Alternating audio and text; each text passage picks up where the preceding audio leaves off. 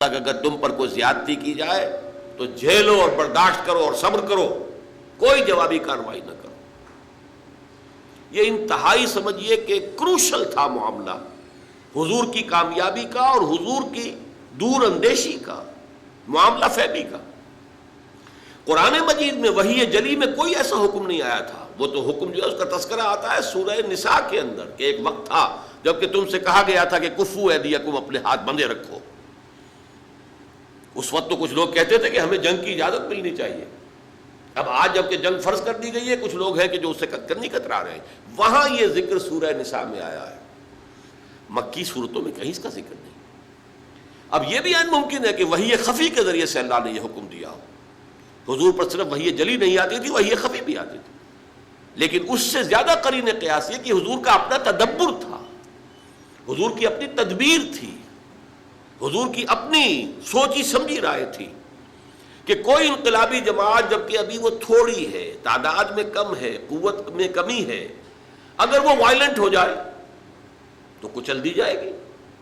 وہ وائلنٹ نہیں ہے تب بھی ستائے جا رہے ہیں، مارے جا رہے ہیں، انہیں گھروں میں بند کیا جا رہا ہے، ان کو بھوکا رکھا جا رہا ہے، غلاموں کے اوپر تشدد کیا جا رہا ہے۔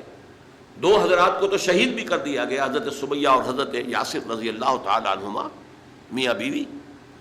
لیکن یہ کہ جب اس حالت میں یہ کر رہے ہیں جبکہ ہماری طرف سے کوئی جوابی کارروائی نہیں، کوئی ریٹیلیشن نہیں، اگر کہیں کوئی جوابی کارروائی ہو جائے تو پورا جواز مل جائے گا انہیں کہ وہ ہمیں کرش کر کے رکھ دیں۔ یہ انتہائی حکیمانہ فعل، انتہائی مدبرانہ انداز۔ We have to buy time, ابھی تو ہمیں وقت چاہیے کہ ہم اپنی دعوت و تربیت کے ذریعے سے اپنے بیس کو، اپنی طاقت کو وسیع کریں، مضبوط کریں، مستحکم کریں، جس کو علامہ اقبال نے کہا ہے کہ با نشہ درویشی در ساز و دمادم زن۔ درویشی کا انداز اختیار کرو، اس سے موافقت اختیار کر لو اور پھر اس پر لگے رہو، لگے رہو، لگے رہو، کوشش کرتے رہو۔ آخر دعوت و تبلیغ بھی تو درویشی ہوتی ہے۔ پھر یہ کہ درویش کو اگر آپ نے تھپڑ مار دیا تو وہ جواب میں آپ کو تھپڑ نہیں مارے گا، یہی درویشی ہے۔ بدھ مت کے بھکشو ہیں، ظاہر بات ہے کہ ان کے آپ کے خلاف اقدام بھی کریں گے، وہ جوابی کارروائی نہیں کریں گے۔ تو دعوت و تبلیغ، تربیت و تزکیہ، تنظیم اور صبر محض، no retaliation, no raising of hands even in self defence, چاہے تمہارے ٹکڑے اڑا دیں۔ حضرت خباب بن الارض سے کہا گیا اتارو کرتا، اتار دیا۔ دیکھتے ہوئے انگارے زمین میں بچھا رکھے پہلے ان کی نگاہوں کے سامنے، لیٹ جاؤ، لیٹ گئے۔ حکم ہے محمد عربی کا صلی اللہ علیہ وسلم۔ ورنہ ایک آدمی ڈیسپریٹ ہو جائے کہ یہ تو مجھے زندہ کے کباب بنانے چلے ہیں، اور وہ کوئی اقدام کرے تو دو چار کو مار کر تو مرے گا نا، ڈیسپریٹ آدمی۔ بلی کو بھی اگر آپ کارنر کر لیں اور اسے محسوس ہو کہ اب اس نے میرے لیے کوئی راستہ نہیں چھوڑا ہے بھاگنے کا، وہ آپ پر حملہ آور ہو جائے گی، بلی۔ تو ایک انسان، اسے یہ معلوم ہو جائے کہ یہ تو مجھے بھوننے لگے ہیں زندہ کو، تو وہ اگر کوئی کارروائی کرے گا تو ایک دو کو تو مار کر مرے گا نا، لیکن نہیں، اجازت نہیں۔ تو یہ جو 12 برس ہیں مکے کے، یہ دعوت و تبلیغ، تربیت و تزکیہ، تنظیم، جس کا کلائمیکس ہے بیعت عقبہ ثانیہ، جس میں کہ حضور نے عہد لیا، بایعنا رسول اللہ صلی اللہ علیہ وسلم علی السمع والطاعۃ فی العسر والیسر والمنشط والمکرہ وعلی عثرۃ علینا وعلی لا ننازل امر اہلہ وعلی ان نقول بالحق اینما کنا لا نخاف فی اللہ لومۃ لائم۔ ہم نے بیعت کی تھی اللہ کے رسول سے کہ آپ کا ہر حکم سنیں گے اور مانیں گے، اطاعت کریں گے، خواہ مشکل ہو خواہ آسان ہو، خواہ طبیعتیں آمادہ ہو خواہ ہمیں اپنی طبیعتوں پر جبر کرنا پڑے، خواہ آپ دوسروں کو ہم پر ترجیح دے دیں، اور جنہیں بھی آپ امیر بنائیں گے، ذمہ دار بنائیں گے، ان سے بھی جھگڑیں گے نہیں، ان سے تعاون کریں گے، اور جہاں بھی کہیں ہوں گے حق بات اور صحیح مشورہ ضرور پیش کر دیں گے۔ یہ بیعت تھی، اس کی بنیاد پر ایک عظیم تنظیم وجود میں آئی، اور یہ صبر محض، یہ 4 مراحل تھے اس امر کے، اس انقلابی جد و جہد کے، جو مکے میں پورے ہو گئے۔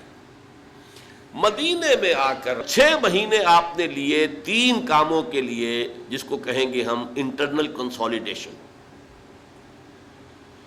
مسجد نبوی کی تعمیر جو ایک مرکز بن گیا، اب یہ دار الندوہ بھی ہے، دار المشاورہ بھی ہے، یہ دار العبادہ بھی ہے، دار الصلاۃ بھی ہے، یہی دار التعلیم بھی ہے، یہی دار التزکیہ بھی ہے، دار الاحسان بھی ہے۔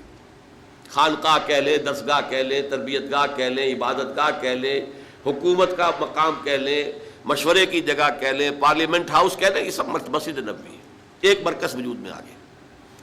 نمبر 2، انصار اور مہاجرین کو بھائی بھائی بنانا، تاکہ یہ دو حصے، ہماری جماعت، اسلامی جماعت کے دو حصے مربوط ہو جائیں۔ نمبر 3، یہودیوں کے ساتھ بھی ایک معاہدہ کر کے انہیں جکڑ لینا، جوائنٹ ڈیفنس آف مدینہ، کہ اگر مدینے پر باہر سے حملہ ہوا تو سب مل کر دفاع کریں۔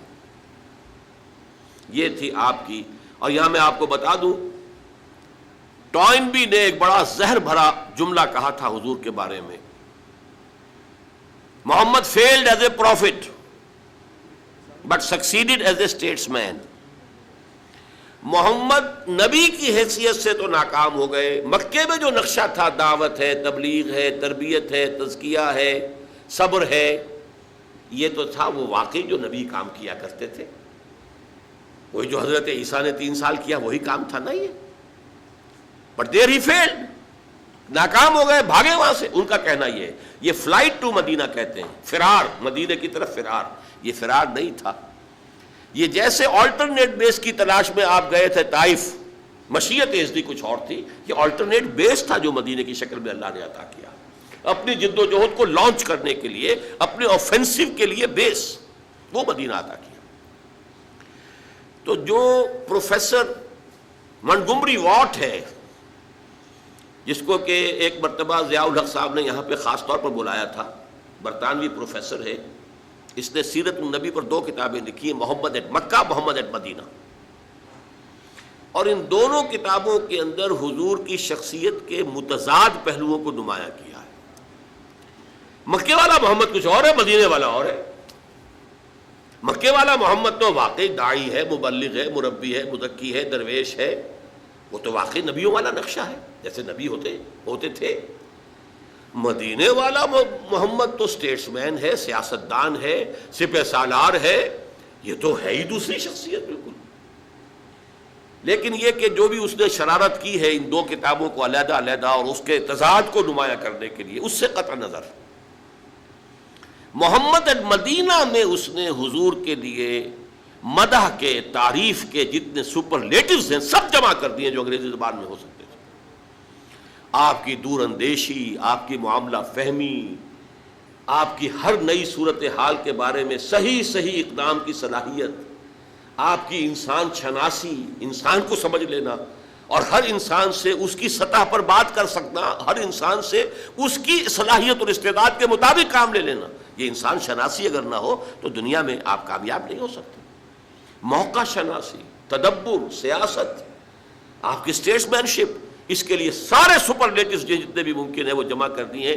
اسی لیے دھوکہ کھاتا ہے مسلمان کہ یہ محمد صلی اللہ علیہ وسلم کی تعریف کر رہا ہے، حالانکہ وہ کنٹراسٹ دکھا رہا ہے کہ یہ ہے آپ کے اوصاف بحیثیت سیاستدان اور اسٹیٹس مین کے، بحیثیت نبی تو وہ ناکام ہو گئے، مدینے سے، مکے سے بھاگ کر مدینے میں پناہ لینی پڑی، تو یہ زہر گھولا ہوا ہے اس نے۔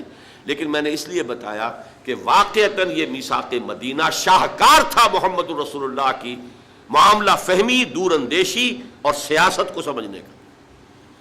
ان تینوں قبیلوں کو جکڑ لیا ہے میثاق مدینہ میں، جوائنٹ ڈیفنس آف مدینہ۔ یہ دوسری بات ہے، بعد میں وہ ایک ایک کر کے اس سے غداری کے مرتکب ہوتے رہے، لیکن ظاہر بات ہے جب غداری بھی کرتے تھے تو رک رک کر، چھپ چھپ کر، کھلے عام ان کو یہ ہے، ظاہر بات ہے ایک معاہدہ کیا ہوا ہے، جکڑے ہوئے اس میں، کھلے عام جو ہے اپنی ان سرگرمیوں کی انہیں ضرورت نہیں ہوئی، در پردہ سازشیں کرتے رہے، مکے والوں کو ابھارا، کسی اور کے لیے کیا، اپنی امداد کا وعدہ کیا، پھر جو بھی خلاف ورزیاں ہوئیں تو ایک ایک کر کے مدینے سے نکالے بھی گئے، بنو قینقاع، پھر بنو نذیر اور پھر بنو قریظہ، تینوں کے تینوں۔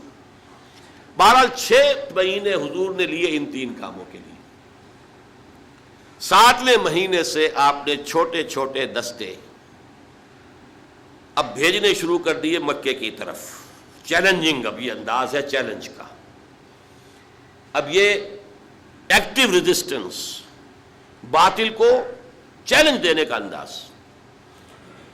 یہ 8 مہمیں ہیں بدر سے پہلے۔ بدقسمتی سے سیرت کی کچھ وہ کتابیں جو انگریزی دور میں لکھی گئیں ان میں ان کو پلے ڈاؤن کیا گیا ہے، چھپایا گیا ہے، یہاں تک کہ علامہ شبلی نے بھی ان کو چھپایا ہے۔ اس کی وجہ کیا ہے؟ کہ اس سے ثابت ہوتا ہے کہ ہجرت کے بعد